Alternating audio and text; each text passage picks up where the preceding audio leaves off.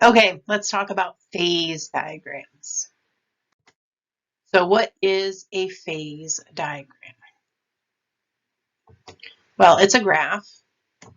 It shows the relationship between the physical state, solid, liquid, or gas, and the pressure and temperature. Okay. So what are some unique features of phase diagrams? Well, it shows the states of matter. So it shows the solid, the liquid, and the gas. So as you can see on this side, closest to where the pressure, the y-axis, we have solid in the middle, we have liquid, and then over on the right side, we have gas. It shows the changes of state. So as we, along this line, we're going between liquid and solid, either melting or freezing. Along this line, we're going from liquid to gas, so vaporizing or condensing. And along this line, we're going from solid to gas, so sublimation or deposition. It shows equilibrium. So that line represents equilibrium. So equilibrium existing at that specific temperature and pressure between melting and freezing or condensing and vaporizing.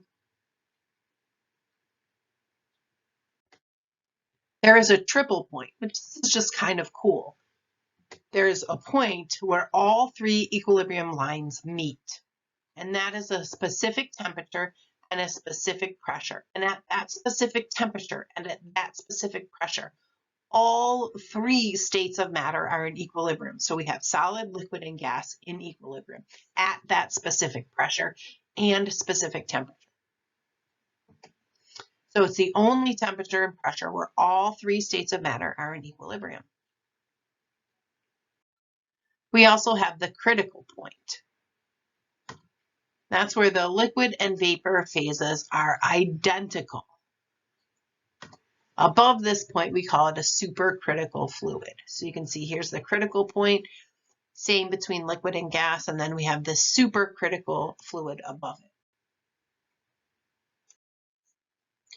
We can find the normal melting point by going across from normal pressure, standard pressure, 1 atmosphere or 101.3 kPa, depending on the graph.